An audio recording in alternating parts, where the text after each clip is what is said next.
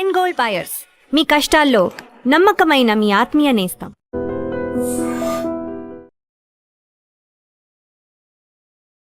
గురుగారు, పిల్లలకి ఇవాళ రేపు డైనింగ్ టేబుల్ మీద కూర్చొని తినడమే అలవాటు. కానీ మన ధర్మం ప్రకారం నేల మీద కూర్చునే దానికి, అన్నం పల్లెంలో పెట్టుకునే దానికి అన్నిటికీ కూడా ఒక సీక్రెట్ ఉంది. దానిపైన మనం నమ్మాలే, నమ్మించాలే. కానీ అది ఒకసారి గుర్తు చేసుకున్నాం. తప్పనిసరిగా తల్లి. పూర్వకాలంలో ఈ ప్రశ్నని నన్ను చాలా మంది అడిగారు తల్లి. ఇప్పటికీ మీరు చెప్తా నంబరు, నేను ఇప్పటి వరకు దాదాపు ఒక 500-600 గ్రామాల వరకు సంచారం చేశాను పాదయాత్ర ద్వారా. ఇదే మాట నేను చెప్పిన చోట ఈ రోజుకి కూడా ఇంజనీరింగ్ చదువుతున్న వాళ్ళు కానీ, సాఫ్ట్వేర్ పిల్లలు కానీ, లేకపోతే ఇతర మెడిసిన్ చదువుతున్న పిల్లలు కానీ ఇప్పటికీ ధర్మసూత్రాన్ని పాటిస్తున్నారు. ఎందుకంటే తల్లి, ఎంట యందు మరణాలు, ఎంట యందు దరిద్రాలు, ఎంట యందు అలౌకిక విధానాలు, సకల దారిద్ర్యాలకి కొలువు ఏది ఇల్లే. ఎందుకంటేనమ్మా, ఒక ఇంట్లో ఉన్నటువంటి 4 జీవరాశుల్లో, 3 కావచ్చు, 4 కావచ్చు, వీళ్లతో పాటుగా ఇంకో 2-3 జీవరాశులను పెంచుతారు. కుక్కనో పిల్లనో దానికి ఒక పేరు, స్వీటో బూటియో ఏదో పెడతారు. ఇక్కడతో ఆగరు. వీరు తినగా మిగిలిన ఎంగిలి పదార్థాలని బయట ఇతర జీవరాశులకి వేస్తారు. వీరికి ఒంటి శుభ్రం సరిగా ఉండకపోవచ్చును, ఉండొచ్చును. ఒక ఇంట్లో ఒక ఆకృతిలో ఉన్నటువంటి గృహంలో వీళ్ళు మలమూత్ర విసర్జనాలన్నీ అక్కడే జరుగుతాయి. దైవ సంకల్పం అక్కడే జరుగుతుంది. మహానివేదనలు, వంటశాలలు అన్ని ఇంట్లోనే ఉంటాయి. ఒకటి గమనించండి, అదే ఇంట్లో వంట చేస్తూ, అదే మహానివేదనగా చేస్తూ, అదే ఇంట్లో భగవత్ స్వరూపానికి పెడతావు, అదే ఇంట్లో మలమూత్ర విసర్జనాలు వదులుతున్నావు అశుద్ధముగా. అది అపవిత్రం కదా? పవిత్రత ఏది? మరి అలాంటప్పుడు నీవుగా పూజించడం కోసం మరి ఆ నివేదనను భగవంతుడు స్వీకరిస్తాడా? ఆ ఉత్తర క్షణంలో ఎంతో భక్తి శ్రద్ధలతో నీ ఇంట్లోనే వ్రతం చేసుకుని, ఆ ఇంట్లోనే అన్నీ ఉన్నాయి కదా, నువ్వు తీసుకెళ్లి భగవంతుడికి సమర్పిస్తే స్వీకరిస్తాడా? ఇప్పుడు నేను చెప్పింది ప్రశ్న అయిపోయింది. చాలా పెద్ద ప్రశ్న ఇది. మీరు గమనించండి. అయ్యా మాది డబుల్ బెడ్రూమ్, అయ్యా మాది త్రిబుల్ బెడ్రూమ్, అయ్యా మాది ఇండివిజువల్ హౌస్. సరే, నీ ఎంట ఎందు నువ్వు ఎందుకు కష్టాలు వస్తున్నాయి, ఎందుకు ఇబ్బందులు వస్తున్నాయి అని అంటే, భగవంతుడు ఇచ్చాడండి ఒక అద్భుతమైనటువంటి అనుగ్రహం. ప్రకృతి జీవరాశుల్లో పరమాత్మ స్వరూపాన్ని ఉన్నటువంటి నీకు దర్శనం ఇవ్వలేదరా, నీకు తెలియకుండా నిన్ను బ్రతికించడం కోసం నీకు ఆహారాన్ని నేను బతికించుకుంటున్నాను రా అని చెప్పాడు ఆయన. అంటే సమస్త జీవరాశుల్లో ప్రకృతిలో పరమాత్మ స్వరూపం ఉంది. మీరు ఎప్పుడైనా చూసారా? నేను చూశాను, మీరు నిత్యం చూస్తున్నారు. ఆఖరికి ఇప్పుడు మీరు తాగే నీళ్ళల్లో కూడా పరమాత్మ స్వరూపం ఉంది. లేదా మీరు ఎక్కడ బ్రతకగలుగుతారు? ఒక జీవుడు బ్రతుకుతున్నాడు అని అంటే అది పరమాత్మ స్వరూపం. చూడగలిగేవు ఆత్మస్వరూపం. అందుకని సకల జాతుల జీవరాశుల్లోనూ కూడా పరమాత్మ స్వరూపం ఉంది. ఈ ప్రకృతిలో పరమాత్మ స్వరూపం ఉంది కాబట్టి ఇది పరమాత్మ స్వరూపమే. కాబట్టి నువ్వు బ్రతకగలిగావు, అన్నం తినగలుగుతున్నావు. ఎక్కడి నుంచి వచ్చింది? నువ్వు పండించలా, ఎవరిస్తున్నారు? ఎవరో పండించారు. ఆయనకేంటి అవసరం? బ్రతుకు తెరువు. దానికి కారణభూతుడు సదాశివుడు. అందుకని సమస్త జీవరాశుల్లో బ్రతకడానికి గల కారణం ఆహారం. ఈ ఆహారంలో పరమాత్మ స్వరూపం ఖచ్చితంగా ఉంది. అలాంటి ఆహారాన్ని మనం విస్మరించడం ఏంటండి? అలాంటి ఆహారాన్ని దూషించడం ఏంటండి? అలాంటి ఆహారాన్ని గౌరవించకపోవడం ఏంటండి? ఏవండి, ఒక ఇంటికి ఒక అతిథి వస్తే వాడి కుర్చీ వేయకుండా, కాస్త మంచినీళ్ళు ఇవ్వకుండా, గుమ్మం బయట నిలబెట్టి తాళాలు వేసి అక్కడే మాట్లాడితే అది అతిథి మర్యాద అండి? చెప్పండి. మీరే ఒకళ్ళ ఇంటికి వచ్చారు, మనం కూర్చోడానికి ఎక్స్పెక్ట్ చేస్తాం, కాస్త మంచినీళ్ళు చూస్తాం, ఇదంతా మర్యాదలు ఉంటాయిగా. ఒక గుడికి వెళ్ళినప్పుడు కూడా కనీసం పుష్పం పత్రంతో ఏం తీసుకెళ్తున్నావుగా. ఏదైనా ఎక్కడికైనా ప్రయాణం చేయాలంటే కాస్త గౌరవంగా ఒక ఏదైనా అన్ని రకాలు పెట్టుకెళ్తాం. ఎవరితో మనకి డబ్బులు అవసరమైతే వాళ్ళ ఇంటికి 4 మామిడి పళ్ళు 4 ఏదోటి తీసుకుని వెళ్తున్నావుగా. ఒక డాక్టర్ గారి దగ్గరికి వెళ్ళాలంటే ఏదోటి పట్టుకుని వెళ్తున్నావు. ఆఖరికి ఒక పేషెంట్ చుట్టా కూడా ఏదోటి పట్టుకుని వెళ్తున్నావుగా. అలాంటిది నిండు 100 ఏళ్ళు నిన్ను ఆయురారోగ్యాలతో ఉండాలని చెప్పి ఒక ఆహారంగా మారినటువంటి పరమాత్మ స్వరూపాన్ని అంత హేళనగా చూస్తావా? అంత హేళనగా చూస్తున్నటువంటి నీకు, నీ కుటుంబంలో భగవంతుడు వేసేటువంటి శిక్ష ఎంత భయంకరంగా ఉంటుందో తెలుసా? తినటానికి తిండి దొరకదు, ఉండటానికి ఇల్లు దొరకదు. ఇదంతా నీకు పెట్టేటువంటి పరీక్ష. ఎంత దారుణమైనటువంటి పరీక్ష పెడతాడంటే, ఈశ్వర నాకు ఆకలిస్తుంది, ఈశ్వర అమ్మ ఉంది, నాన్న ఉన్నాడు, తమ్ముడు ఉన్నాడు, చెల్లి ఉన్నాడు, అక్క ఉంది, కానీ నాకు తినడానికి తిండి దొరకట్లేదు ఈశ్వర అని నిన్ను నువ్వు తెలుసుకునేటువంటి కర్మం తీసుకొచ్చేస్తాడు. అంత దారుణంగా శిక్షిస్తాడు మనల్ని. ఎందుకో తెలిసిన తల్లి, ఆ ఇంట మనము ఎక్కడ పడితే అక్కడ కూర్చొని ఆనందం తింటాం. అది తినకపోతే అవదు. తిండి మీద జాస లేదు, తిండి మీద గౌరవం లేదు, తిండి మీద భక్తి లేదు. టీవీ మీద గౌరవం ఉంది, రిమోట్ మీద ఆసక్తి ఉంది, ఫోన్ల మీద వ్యామోహం ఉంది, తిండి మీద లేదు. అంటే ఈ అన్నం నిన్ను బ్రతికించడం కోసం పరమేశ్వరుడు ఆహారంగా మారి నీలో జీవుడికి ఆహారంగా వెళ్తుంటే వీటిని అపవిత్రం చేస్తావా? నా విలువ నీకు ఖచ్చితంగా తెలియాలిరా అని చెప్పి నీకు అందకుండా చేస్తాడు ఆయన. ఆ అందకుండా చేసేటువంటి దౌర్భాగ్యం ఎలా ఉంటుందనంటే, అనుకోకుండా మన ఇంట్లో అందరూ ఉంటారు, సడన్గా ఆహారం దొరకదు. ఏరా అంటే ఏం వండలేదు, గ్యాస్ అయిపోవచ్చు, దొరకపోవచ్చు, కొనుక్కుందామంటే దొరకదు. అమ్మా ఆకలేసేస్తుందమ్మా ఏదోటి పెట్టమ్మా అని అంటాం చూసారా. ఆ ఆర్తనాదాలకు వెనకాల ఉన్నట్టు పరమార్థం, నువ్వు ఖచ్చితంగా నీ ఆహారాన్ని దుర్వినియోగం చేసావు. నీ ఇంట్లో ఎలా పడితే అలా తిన్నావు, ఎక్కడ పడితే అక్కడ కూర్చున్నావు, ఒక గౌరవం లేదు, ఒక విధానం లేదు. అంటే తినేటువంటి ఆహారానికే నువ్వు గౌరవ మర్యాదలు ఇవ్వలేకపోతే, సాక్షాత్ అన్నపూర్ణేశ్వరి దేవిని అనుగ్రహాన్ని నువ్వు పొందలేకపోతే నీ ఇంట ఎందు భగవన్నామ స్మరణ వ్యర్థమే కదా తల్లి. తినాల్సిన విధానం అస్సలు చేయకూడని పనులు తప్పనిసరిగా తల్లి. ఎందుకనంటే ఏ ఇంట నువ్వు అన్నము తిను, ఏ ఇంట నువ్వు భోజనం తిను.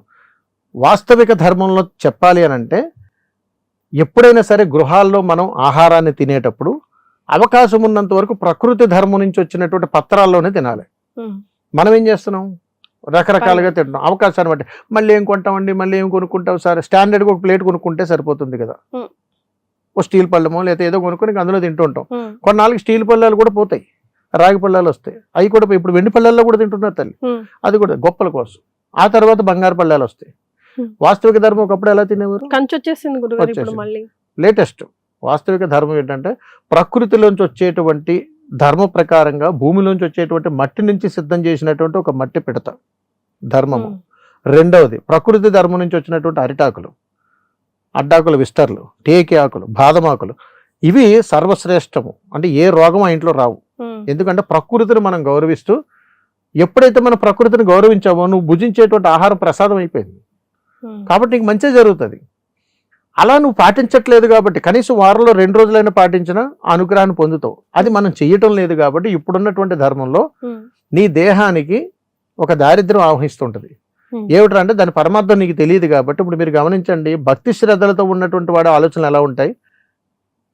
వాడు ఉదయాన్నే 6 గంటలకు ఇస్తాడు, సిద్ధపడతాడు, గుడికి వెళ్తాడు, గోపురానికి వెళ్తాడు, చక్కగా 11 గంటలకు నిద్రలేసి 1 గంటకి టిఫిన్ చేసేవాడి ప్రయాణం ఎలా ఉంటుందో చెప్పండి. అలాంటి వాడి ప్రయాణం, వాడు భోజనం చేస్తే ఎంత విధానంగా ఉంటుందో ఒకసారి ఆలోచించండి.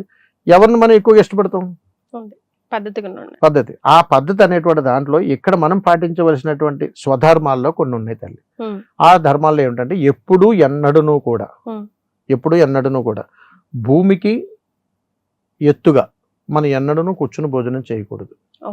అవకాశ ధర్మాల్లో ఎప్పుడూ కూడా ఆ ఎంట యందు ఆయు ప్రమాణం కానీ పెరగాలన్నా, ఆ ఇంట యందు అనారోగ్య సమస్యలు ఉన్నాయనన్నా, ఆ ఇంట యందు రుణ బాధలు అధికంగా ఉన్నటువంటి గృహాలలో ఎప్పుడూ కూడా మంచాల మీద కూర్చొని అన్నం తినకూడదు, దివాణం గాట్ల మీద కూర్చొని అస్సలు తినకూడదు, కుర్చీల్లో కూర్చొని టీవీ చూస్తూ అస్సలు తినకూడదు, బెడ్రూమ్లోకి వెళ్ళిపోయి మంచం మీద కూర్చొని అస్సలు తినకూడదు, తిన్నటువంటి కంచాన్ని ఎక్కడ పడితే అక్కడ అస్సలు వదలకూడదు. అలాగని గృహాల్లో చేయకూడనటువంటి మొట్టమొదటి పని ఏమిట్రా అని అడిగితే, ఇంట్లో అటు ఇటు నడుస్తూ ఎప్పుడూ నోట్లో అన్నం పెట్టుకుని నవ్వకూడదు. ఎందుకంటే తల్లి ఇంట్లో దేవత నడయాడేటువంటి కాస్త ప్రదేశం ఉంటుంది. నువ్వు అన్నాన్ని అవమానపరుస్తూ నువ్వు కానీ నడిస్తే ఆ ఇంట యందు సుమారు 12 సంవత్సరాల వరకు అష్టదరిద్రాలు మొయ్యాల్సిందే. ఒక్కసారి నువ్వు చేసిన పొరపాటుకి.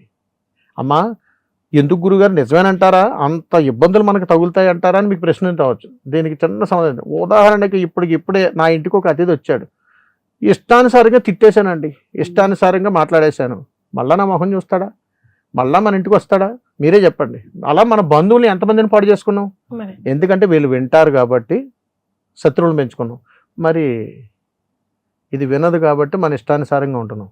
ఇక్కడ కూడా ధర్మం చెప్తుంది అన్నం, ఇక్కడ కూడా అన్నం చెప్తుంది. అది ఏ పదార్థమైనా కానీ అగ్నిదేవుడు అనుగ్రహం లేకుండా నేను పదార్థంగా సిద్ధం కాలేదు, అగ్నిదేవుడు అనుగ్రహం ఉంది ఇక్కడ కాబట్టి నీ ఇంట యందు మృత్యువు రాకుండా నేను ఆగ్నేయ స్థానంలో కూర్చున్నాను. యమధర్మరాజు లోపలికి రావాలంటే ముందు నా అనుగ్రహాన్ని పొందాలి, మీరు నన్ను గౌరవిస్తున్నారు కాబట్టి నీ ఇంట యందు ఆయు ప్రమాణాన్ని పెంచుతున్నాను, నన్ను గౌరవించండి అమ్మా అని చెప్తుంది ఇక్కడ ప్రసాదం.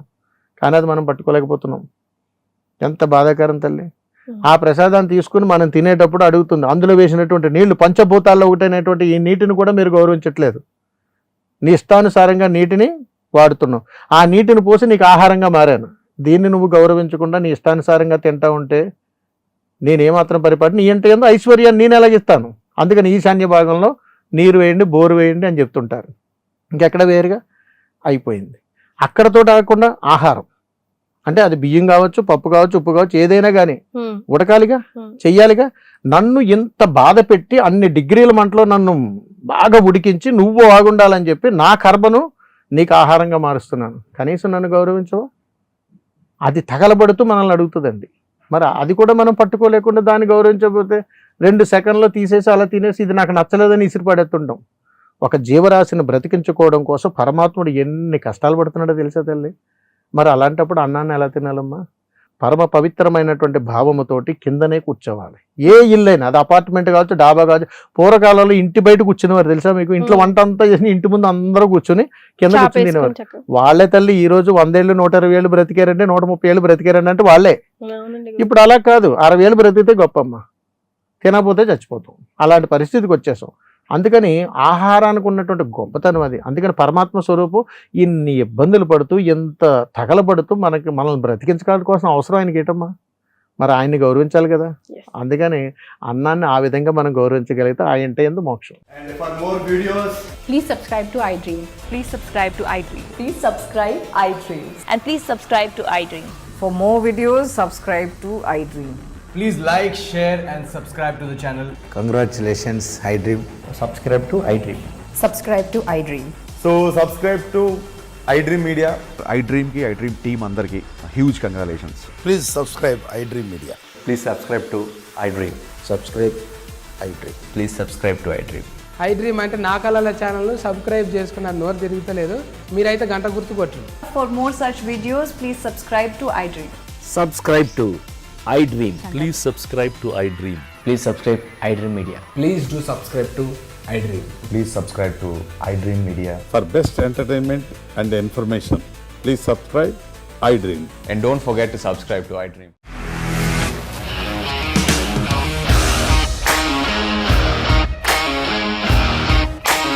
ఇండస్ట్రీలో కమిట్మెంట్ ఇష్యూస్ వస్తే నీకు కూడా వచ్చినట్టు మార్నింగ్ తీసుకెళ్ళానంటే కొద్ది పడేసారు.